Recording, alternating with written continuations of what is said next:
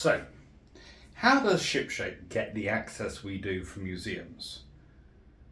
Do we do it by waving magic wands? Do we do it by waving big bank accounts? Do we do it by making sacrifices to the altar of museum gods? No, we don't do any of that. Honestly, it boils down to one thing and one thing only: communication. Now, when we first started talking about doing a video about this, there were various options considered. Or rather, I kept putting forward options of, why doesn't Clarke do this? Or why doesn't Darius do this? Why doesn't the bigger names of the group do this? And it was pointed out to me that I'm the one who does the negotiations for ShipShape. I'm the one who actually does the things which allow this person, Dan, to go into a museum. I'm not sure what he was pulling there at that point. I really do not know. I told him to pull a funny face to check whether the picture was going well. I didn't expect it to be that bad. Basically, I was checking how the distortions would work in terms of if we were taking pictures behind it as a group. Yeah. Probably not the best picture to have chosen for this, but I've chosen random pictures from the trip. And that was actually a really good display in that museum. And pretty much the response that came back, despite me suggesting other people, was that I'm the one who does the communications. I'm the one who deals with the museums. I'm the one who negotiates access for us to turn up with 5 people, potentially a drone, multiple hand cameras, multiple phones, to record staff members if they are willing to do so, to potentially deal with surges of people coming in, with people gathering in weird places. And when I say weird places, it's when I get 6, 7, I think at one point I maybe had a dozen people come and chatting to me in an engineering space, and the engineering space was really not designed for that many people to be in there talking to me. I love it. It was fun though. And Drac always has a whole huge number appear around him. It's beautiful to see because it makes him come alive. So he's so happy doing it and talking with people. He really does enjoy that when people show up at a museum to chat with them. But that all causes problems for museums. So how do we get this? Well, it's communication. We start off months in advance. We email them. We explain everything in front.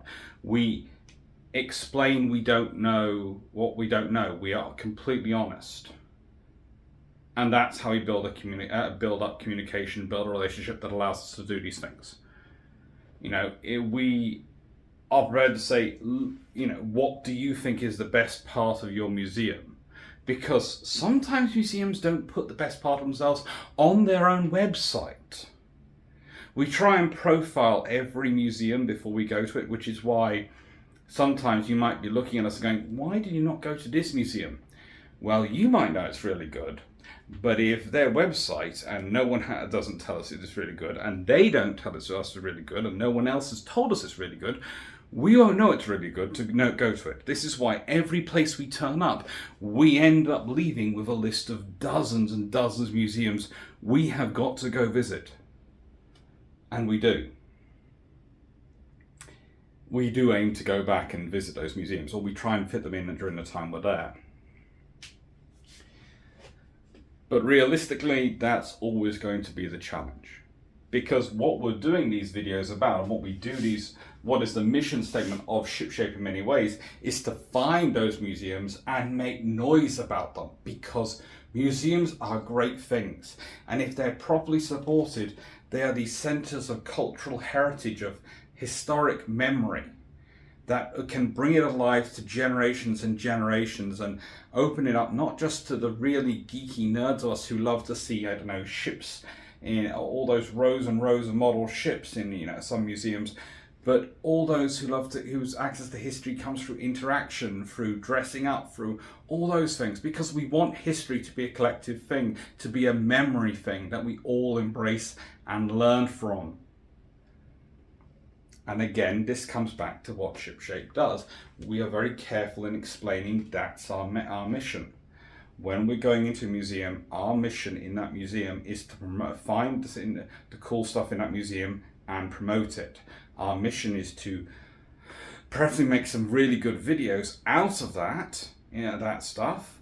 But those videos are also understood to going to help promote that museum and going to that museum. And that's a key thing, because whilst we can show you the history, we can show you the lovely Småland here at the Maritima Museum in Gothenburg, Göteborg as well from some, but you won't experience what it is to climb up that ladder to see those guns in first hand unless you go visit her. You won't be able to smell her unless you go visit her. We go on your behalf to get the pictures, and it's thanks to your support through ShipShape, through the crowdfunding you can still take part of, and you can still see the behind the scenes and all the other stuff that's put up there if you support it. But we do all that thanks to you, to give you a taster of what it is, so you can hopefully decide whether you want to put the money up and go to visit museums. And we're always hoping it's going to be yes. Because the more people that visit the museum, the stronger a case it has for growing the museum. For maybe instead of getting rid of that model room, which you so adore as a geek who really loves the models in the museum, and instead putting maybe some of them into storage that in an accessible way, like the Narvik War Museum does, where you can go through their storage room and you can see the stuff, or maybe expanding the space so that the models are housed in, so you can still have the clean lines and access you need and the interaction you need for modern audiences and to attract in more visitors and a wider spectrum, a wider section of the audience. But you can still have those models on display. There are options. And I have to say, Gothenburg City Museum does it really, really well. That's a really good example of a museum which has done that absolutely beautifully, as does the National Maritime Museum in Karlskrona. They've done a really good job as well. So there are some really great museums out here.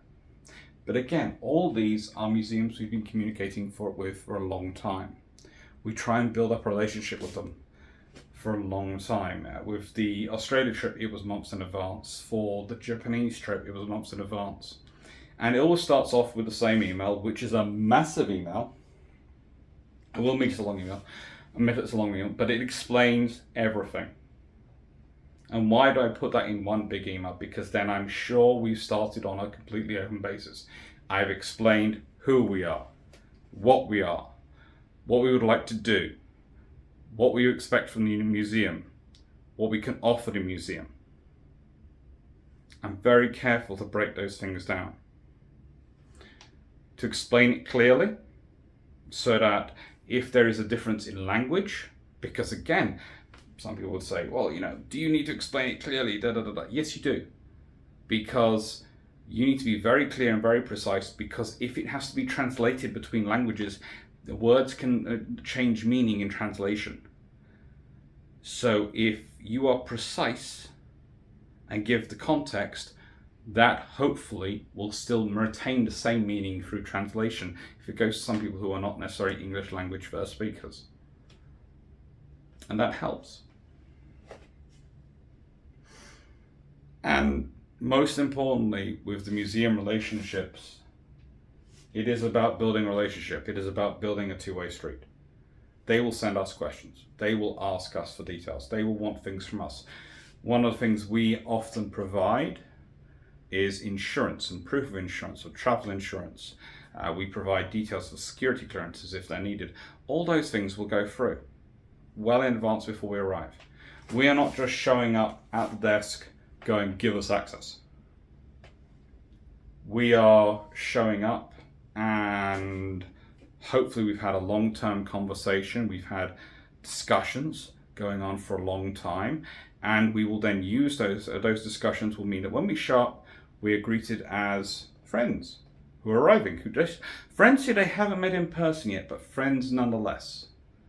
Friends who they then show to the inner depths of their ships or their backroom store spaces or their archives, and trust us in there with maybe a single member of staff sometimes.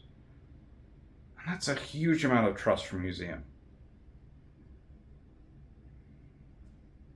And in return, what do we offer them? A little bit of promotion, giving them the footage that we create so that they can use that if they want to. Yeah, we do everything we can, but it seems so small in comparison to what they do. So that's the most important thing in all our communications. We always remember that the museums are the ones with the power. They're the ones who can say yes or no to us. They're the ones who are allowing us access to their space, to their treasures. And we have to be respectful of that. Now, I'm also going to discuss in this one the whole thing of museum modernization. I've touched on that a little bit, but I'm going to get into that. I think museum modernization is a good thing because it lets in more people and gets more people through the doors, and I want more people because you need more people to be coming in to keep a museum alive and keep it open and keep it going, especially when you're dependent on government funding or even when you're dependent on people visiting funding like Maritime is. Maritime is pretty much entirely dependent upon you visiting it for it to stay open. That collection of submarines, of a monitor, of all those boats, of the Smarland, the destroyer, everything is dependent upon you going and visiting them. That's important. So they have to think out how to attract as many people as possible, because whilst they would probably love to just cater to the massively naval history nerds there are in the world, believe it or not, not everyone is. As much as the work as I do to spread the love of naval history and try to make it as close to a communicable disease as possible, I haven't achieved it yet. I'm still working on it. Still working on it. But what we have achieved is we're starting to, things are noticed now, but you have to make it accessible, not to the 1% of naval history who are naval history nerds, but to as many of the 90% of the population as you can get. You're never going to get 100% through the doors. Never. Because some people just don't like museums, and some people just don't like ships, and some people are just strange. Okay, let's just leave it at that. There are people who don't like those things, and there are people who are just strange. Like someone I met the other day who said they can never go on a warship because they're painted grey and they don't like the colour grey. And I was sitting there going, are you being serious? And they were. Okay, fine. But I am going to categorise that in my head under the category of strange. I'm sorry. I hope that I'm not saying that to offend people, but that's literally where it goes in my head. The point is this. To keep those museums open, you need to visit them. And they need to get a lot of visitors. But let's say you really like ship models, and because you're one of those nail geeks who loves those. Well, the thing is, if they have more visitors going there, they'll have more money to preserve those ship models.